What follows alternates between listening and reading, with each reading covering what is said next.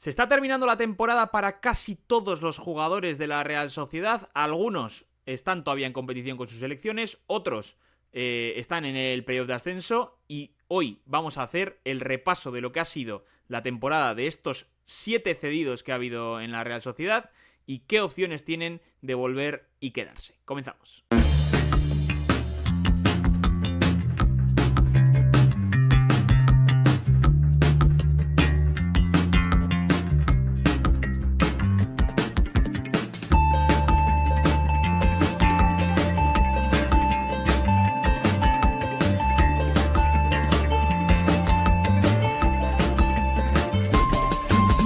Hola, ¿qué tal? Muy buenas tardes, a todos los que estáis viendo este vídeo. Hoy venimos a hablar de los cedidos de la Real Sociedad, de sus temporadas y de sus opciones de regresar con garantías de quedarse a la Real Sociedad. Para ello nos hemos adueñado, ya porque esto ya es una exageración, del bueno de Ander Tuchakindon, que es un experto en Zubieta, pero también tiene como hobby espectacular ver absolutamente todos los partidos de los cedidos canteranos de la Real que le gustan, y en este caso ha habido unos cuantos de la Real, algunos desde el principio de temporada, otros desde enero, y por eso es una de las personas idóneas, si no la idónea, para hacer un repaso global de todos y qué opciones maneja él y opinión, evidentemente la suya y la mía, también la vuestra en comentarios, de qué puede pasar con ellos de cara a la próxima temporada con Sergio Francisco en el primer equipo de la Real Sociedad. ¿Qué tal, Ander? Shonai, pues con ganas de analizarlo porque sobre todo yo creo que estamos viendo la mejor cesión de la carrera de un jugador del que se esperaba mucho, un salto bestial de un pivote del que se esperaba pero que ha sido de lo mejor de segunda, y otro que parecía que estaba defenestado y ha dado un salto espectacular desde su cesión en enero. Entonces con ganas de hablar sobre ellos. Bueno, vamos a dividir el vídeo en dos. Primero, vamos a hablar de cómo han jugado en segunda y en primera, en algunos casos, los jugadores cedidos por la Real, sobre todo los canteranos, que son los que más opciones tienen de volver, ya os lo vamos diciendo, y los que más ha visto, sobre todo, Ander, que en el top 1 de ver está Carricaburu, sin duda, pero luego también ha visto mucho a Gorrotxategi y a Urco, sobre todo, aunque también a Maguna y Dadiel, lo poco que ha jugado. Y después, en la segunda parte, ya incluimos también a Sadik y a Carlos Fernández para hablar un poco de las opciones que tienen los 7 de volver al equipo y quedarse, que ya sabemos que algunos tienen muy pocas o ninguna, otros algunas y otros seguramente muchas, pero vamos a hablar un poco de qué puede pasar, qué haríamos y demás. Entonces va a ser un vídeo completito, ya os voy adelantando que si queréis ayudar, dejar un like, un comentario para posicionar mejor el vídeo y que se entere más gente.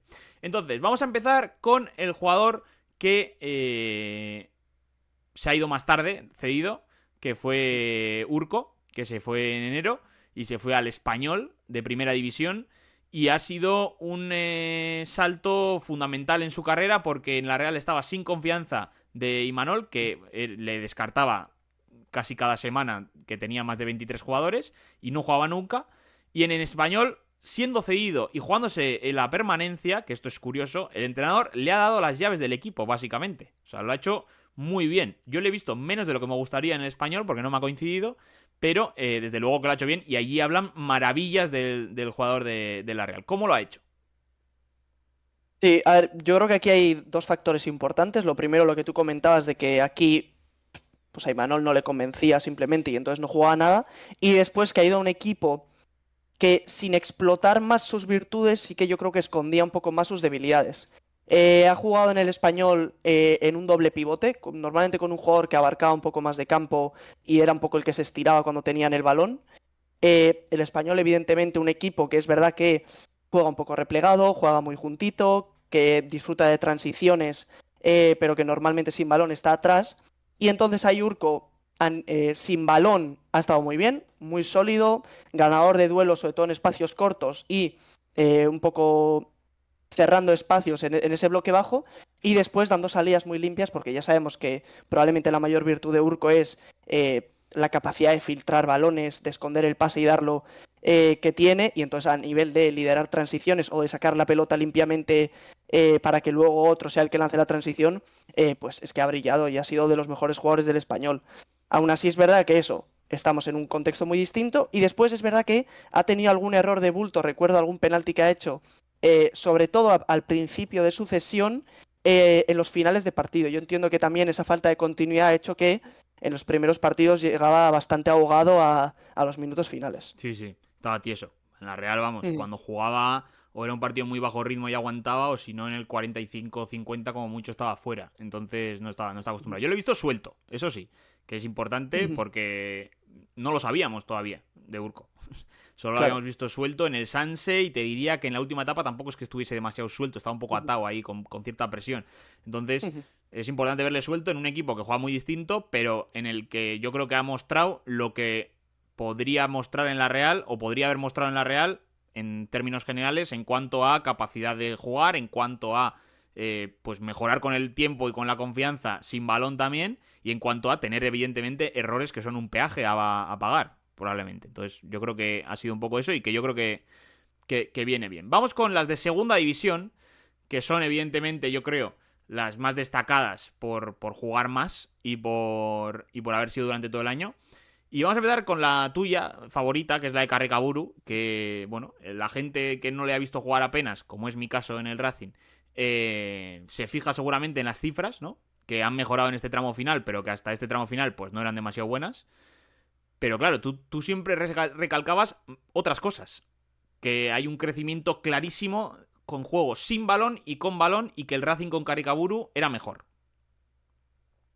Yo creo que aquí es importante al medir la cesión diferenciar dos cosas. Unas son las cesiones donde el jugador tiene que coger confianza o experiencia o un poco asentar nivel.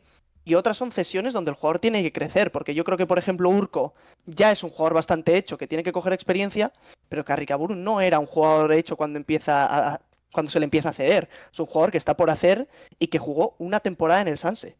Una sola temporada. Entonces, yo creo que lo ideal para Carricaburu no era tanto ir a un equipo donde él encajase bien para que rindiese bien simplemente, sino ir a un equipo que le forzase un poco a mejorar sus debilidades o explotar virtudes. Y yo creo que esto es lo que ha pasado con Carricaburu, que ha estado, como todos bien sabéis, en el Racing de Santander, y donde Carricaburu su gran debilidad siempre ha sido el físico, sobre todo después del año en segunda, donde yo creo que se ve algo resentido. Es un jugador algo lento, a nivel de distancia, es algo lento gestualmente también, le suele costar llegar a finales de partido, y en un Racing que disfrutaba con transiciones, con lanzar a sus atacantes, pues se ha visto obligado, entre comillas, a mejorar eso y ha pegado un salto a nivel físico importante, el que yo todavía tengo alguna duda en cuanto a primer equipo, pero donde la mejora es clara. Y después, Carricaburu siempre ha sido, es verdad, en cantera, alguien que ha destacado por sobre todo hacer cifras y ser un 9 puro de área, pero es que lo que se ha mostrado sobre todo, y no solo en esta sesión, sino también en las anteriores, es que es un jugador que juega muy bien de espaldas, muy bien, es muy fino en los controles y en los apoyos, pese que a veces le resta un poco el ser lento gestualmente, y que luego es muy fino en los pases también, en filtrar pases, en lanzar transiciones, etc. Evidentemente, en el Racing no ha brillado tanto esa figura de 9 de área, pero es verdad que un poco lo que comentaba, que el Racing tampoco es un equipo que atosigue, sino al que le gusta transicionar. Entonces ahí Carricaburu tampoco puede brillar o puede explotar en marcar tantos goles, ¿no? Bueno, evidentemente todos nos acordamos del Caricaburu que en su primer año en segunda metió 11 goles y también de los que metían en tercera división con el C en media temporada. No lo ha mostrado en sus cesiones, que si no me equivoco son 3 o 4 ya. Pero bueno, se va con 9 goles y 5 asistencias del Racing, más los que pueda marcar en el periodo de ascenso, que no sé cuándo estáis viendo este vídeo, pero todavía no lo ha empezado y puede marcar aún y cumplir el ascenso a primera, por cierto. Pero bueno, yo creo que es una cesión positiva para Carricaburu. Ya no me meto en lo que ha mejorado o no, sino por solo escuchándote. Respecto a lo que ha pasado en las anteriores cesiones, ya es una mejora clarísima. Entonces es una noticia positiva y veremos. Luego comentamos qué opciones hay de que se quede y cuáles no. Y vamos con la más espectacular de todas, sin ninguna duda, de la que más se ha hablado porque la gente no para de hablar de él, porque allí le consideran poco menos que Sergio Busquets fusionado con Xavi Hernández y Zubimendi, y porque se lo ha ganado básicamente, que es Jon Gorrotxategi, que se fue cedido al Mirandés después de renovar y que, bueno, pues que se ha salido. Básicamente está liderando un Mirandés que va rumbo a primera en el periodo de ascenso y que ha rozado el ascenso directo, incluso cuando Gorrotxategi fue uno de los primeros fichajes del Mirandés que no tenía jugadores, que cancelaron incluso un amistoso en verano porque no tenía jugadores. Y Gorrotxategi se ha sentado, ha sido clave para Alessio Licci, el entrenador, y básicamente se ha salido. es que se ha salido. O sea, ha jugado prácticamente todo, ha metido encima 4 goles y ha dado 2 asistencias, siendo pivote, recordamos. Sí, en el Mirandés juega distinto, pero siendo pivote. Y básicamente es una gran temporada que le abre las puertas de par en par a volver a la Real. Sí, eso es sin duda ya no solo revelación, sino uno de los jugadores de la temporada en segunda. Gorrotxategi, que es verdad que ya en el último año del Sanse le come un poco la tostada a Urco, donde yo creo que quizás se le podía ver mayor techo a Urco, pero donde Gorrocha pues es que tenía más nivel y rendía mejor. Y la verdad es que la cesión del Mirandés ha sido espectacular.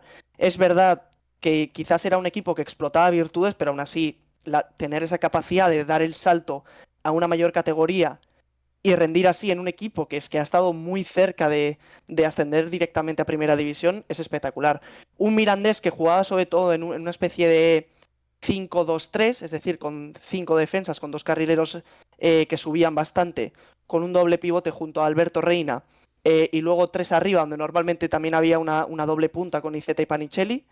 ¿En qué le ayudaba esto a Gorrotxategi? Lo primero es que Gorrotxategi no es un gran ganador de duelos, sobre todo duelos aéreos. Entonces, el tener sobre todo a un central de la línea de 3 que todo el rato salía a disputar sobre todo los balones directos, le ayudaba. Y luego Gorrotxategi, ya lo destacábamos en su momento, es un jugador que presiona muy bien hacia adelante, pero que luego le cuesta un poco volver atrás. Pero es un poco lo que decimos, el Mirandés ha estado espectacular presionando hacia arriba, ha robado muchísimos balones y luego con balón ha sido un espectáculo.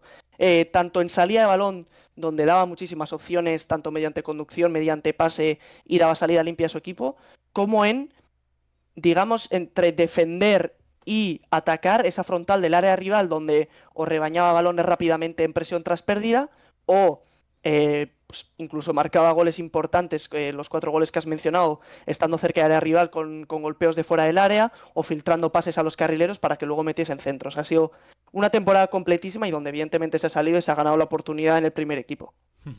Bueno, en ese mismo equipo ha estado Dadie, que apenas ha jugado, ni 120 minutos ha jugado. A mí ya me sorprendió su cesión en su momento a segunda, porque no le veía ni clave en el Sanse de primera ref, entonces me sorprendió mucho. Pero bueno, no lo vamos a comentar mucho más porque es que no ha jugado.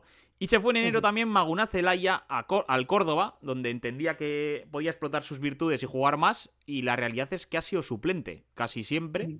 Ha jugado alguna vez de titular, pero poco. Y en un equipo que además consiguió la salvación relativamente rápido y no se jugaba mucho, pero no ha terminado de encontrar el hueco que él creía en el equipo y ha jugado, pues eso, no ha llegado a 600 minutos. Sí, a ver, llegaba al Córdoba sobre todo para jugar de media punta, donde es verdad que el Córdoba ya tenía jugadores, pero igual estaba buscando un perfil distinto y pues no ha encajado bien. No se le han terminado de dar oportunidades claras y él tampoco ha aprovechado los minutos que ha tenido y no ha podido dar el salto. Es verdad que Maguna siempre hemos comentado que tenía ese problema un poco de no tener una posición fija, de ser un jugador con buen suelo, pero quizás no un techo tan alto, y es verdad que no ha sido una cesión que le termine de explotar. Bueno, pues vamos con las vueltas, con lo que puede pasar en el regreso al equipo. Evidentemente, vamos a descartar casi por completo que Dadie o Maguna Zelaya tengan sitio en las bandas de la Real. Pongo entre interrogantes Maguna Zelaya, que se quedase como suplentísimo si saliese Becker y la Real no fuese a por otro extremo. Y como no creo que llegue a 25 fichas la Real en ningún caso, pues que se lo quedase. No iba a durar demasiado porque no iba a jugar apenas, yo creo. Aunque con Sergio Francisco es donde mostró su mejor nivel, Ojo, igual le gusta, vamos a ver. Pero en teoría no nos cuadra demasiado. Y lo que en todo caso nos cuadraría es que volviese a salir. Veremos. Me consta a mí que aunque subiese el Sanse, no se quedaría en el Sanse en segunda, ni aunque... Vamos. O sea que no lo ven, esa opción. Entonces vamos al 9. En el 9 hemos mencionado a Caricaburu como cedido y están también Sadik y Carlos Fernández. Sadik, que ha estado en el Valencia cedido desde enero, ha jugado, más al principio que al final. Ha metido 6 goles en total. A mí, sinceramente, no me parece que haya roto ninguna puerta ni que se haya salido. Simplemente ha estado algo mejor y ha tenido algo más de suerte en las definiciones. También algunas cosas sadiquianas. Y Carlos Fernández, que ha tardado casi toda la temporada en marcar su primer gol con el Cádiz, pese a jugar mucho en segunda. Entonces, bueno, yo creo que ninguno de los dos tiene más historia en la Real, por lo que no vamos a hablar demasiado. Si quieres opinar, me imagino que sobre todo de Sadik, si tiene alguna opción, pero yo creo que no hay ninguna. Creo que en el caso de Sadik sí podría entrar en un debate de si merece jugar por el rendimiento que ha dado en el Valencia, que yo creo que sí ha sido bueno. Que por cierto, oía el otro día, creo que era en la pizarra de Quintana, que ha terminado no jugando tanto porque debía tener alguna cláusula de minutos por las que si se pasa, o de partidos por las que si se pasaba el Valencia tenía que pagar algún bonus o tenía que ejercer el fichaje.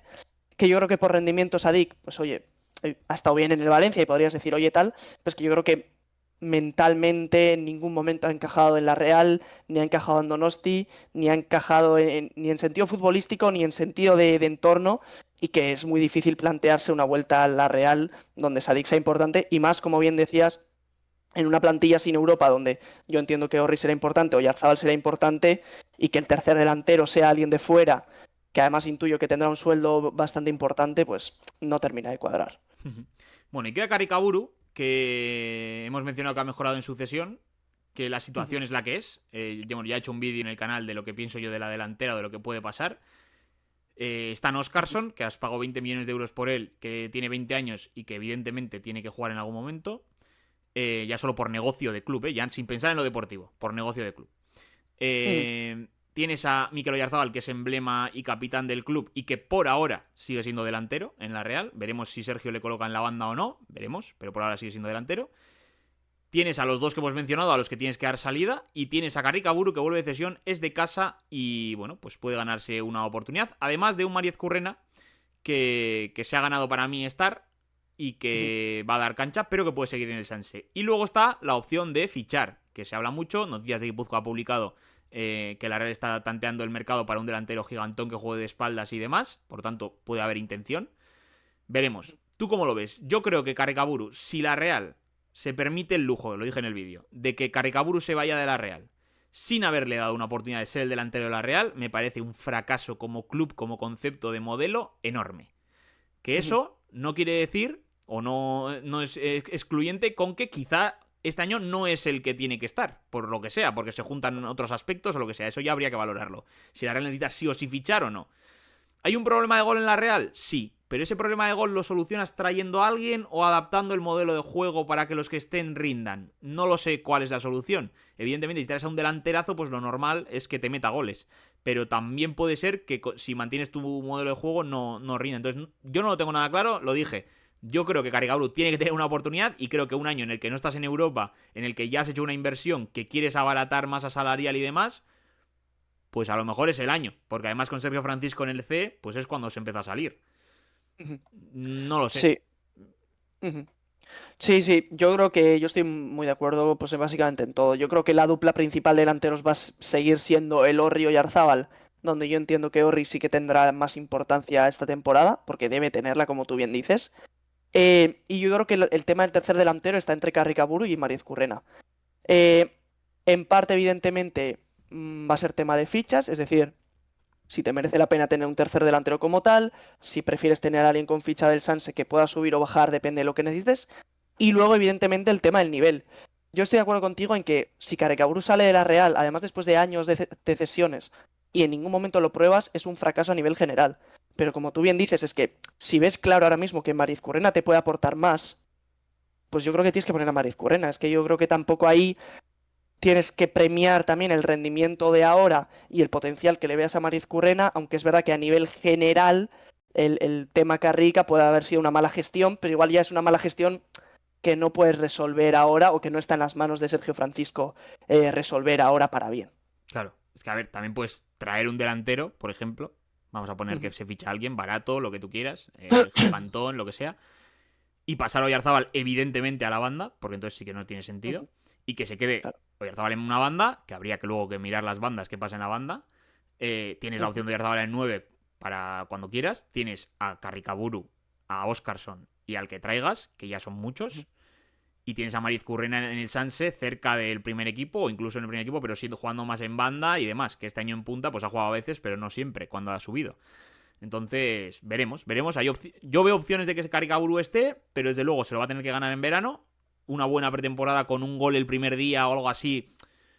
No digo que vaya a depender de eso, porque me imagino que habrá una planificación, pero va a depender un poco de su impacto nada más volver y también de lo que la Real consiga tantear en el mercado, si es interesante, si no. Hombre, si la opción es traer al que se ha hablado de que ha seguido la Real, pues yo creo que se queda el que está. O sea, vas a traer un croata de la liga austriaca, no creo que sea el punto. Pero veremos. Vamos a pasar al pivote, donde hay dos jugadores que vuelven, Gorrotxategi y Urko. Se va a ir con total seguridad Martín Zubimendi. Probablemente salga alguien más, ya veremos de qué rango de la medular. Si es un Bryce, que es una estrella de la medular ahora mismo. Si es un Ola Sagasti, que es un jugador, pues vamos a decirlo, de fondo de armario, y que con las subidas de Goti y demás, pues puede ser todavía más de fondo de armario, pero que acaba de renovar, igual que muchos. Se va a ir gente seguro de medio campo porque no entran todos, y vuelven dos. ¿Con estos dos se sustituye ya a Zubimendi? Hombre, yo creo que es que tiene que ser así, ¿no? O sea, no veo muchas más opciones junto a Turrientes, que ya he dicho 1000 veces que a mí de 4 pues no me gusta tanto como de interior, pero bueno, es una opción más.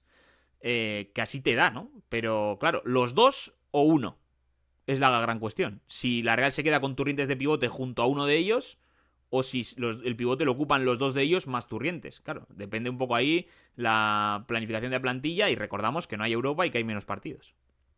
Claro, sí, yo creo que aquí hay muchos matices. Lo primero de todo, se está hablando mucho de pasar al 4-2-3-1. Yo tengo bastantes dudas, no porque no lo haga, sino porque yo creo que hay muchos matices. El primero, evidentemente, es si te merece la pena pasar al 4-2-3-1 por Gorrocha y Urko. Claro, es que Es decir, son los únicos beneficiados del 4-2-3-1, entre comillas, claro, por confección, efectivamente. porque hay mucho jugador para jugar en interiores. Claro, efectivamente la pregunta es, ¿te compensa que varios otros jugadores se queden fuera o estén en una posición que no les vengan tan bien para, digamos, premiar a Urko y Gorrocha? Ese es como un poco el primer tema. Y a mí el segundo me parece, ostras, en una Real que le ha costado tanto generar con el 4-3-3, que tiene un pivote y dos interiores, vas a quitar a uno de esos interiores que en principio te va a dar más de cara a generar ocasiones para meter otro pivote. También me surgen dudas, ¿no? Con eso, porque igual te queda incluso un equipo que puede ser más plano aún, que no tiene por qué, puede ser un 4-2-3-1 y que muevas el balón mejor y mejores, pero no es algo que tampoco tenga clarísimo yo. Yo sí entiendo que evidentemente a Urko y Gorrocha, a ambos se les va a dar pretemporada y probablemente se les dé la oportunidad en el primer equipo. Sobre todo yo creo en este sentido les beneficia muchísimo que sea año sin Europa. Yo creo que si llega a haber año con Europa se ficharía algo seguro. Pero el año sin Europa tengo más dudas. Y ahí un poco entra la duda de lo que hablabas, de si uno o los dos. Yo creo que Turrientes tiene que ser alguien, vamos, que tiene que ser un pilar, o por lo menos de primeras tiene que intentar ser un pilar de la nueva Real. Pero es verdad que Gorrocha y Urko sí me cuadran a nivel de que jueguen juntos. Sí que me parecen dos pivotes que pueden funcionar bien juntos, pero habría que ver el resto del 11 cómo puede funcionar. Pues nada, gente, este es un poco el repaso de los cedidos y las opciones que tienen. Ya veis que vemos más opciones para Gorrocha, Urko y Karrekaburu. De hecho, yo considero que hay muchas opciones de que los tres estén, pero no todas, evidentemente. Sobre todo también escuchamos a Eric Bretos, ¿no? Que dijo que, bueno, que veían que algunos cedidos podían mejorar la plantilla, que ya es mucho decir en su primera aparición. Veremos si son dos, si son tres, si es uno, si son cuatro con Sadik, si son cuatro con Maguna. Pero recordemos que hay un overbooking espectacular en la plantilla de la Real, sobre todo teniendo en cuenta que no hay Europa, o sea, más aún tiene que recortar. Mi cálculo es que se tienen que ir unos 20 jugadores del primer equipo, irse de distinta manera, claro. Unos traspasados, otros descartados con carta libertad, otros cedidos para tenerlos cerca, otros cedidos pero no para tenerlos cerca, simplemente para quitártelos de encima, y otros que se queden en el filial con lo que eso supone también, que lo tienes ahí cerca o que lo tienes ahí un poco bloqueado. Veremos, pero vamos, que hay muchos jugadores y hay que quitárselos, y veremos si estos tres tienen espacio. Dejad un like si os ha gustado, un comentario que ayuda a posicionar el vídeo, la suscripción evidentemente y la campanita para que os avise del vídeo. Pasaos por nuestras redes sociales, también por las de Ander, que también seguirá probablemente a los canteranos que salgan cedidos de todos estos, que va a haber cesiones este año, probablemente más que nunca, visto la plantilla que hay. Así que pasaos por todos y nos vemos en el próximo vídeo. Hasta otra.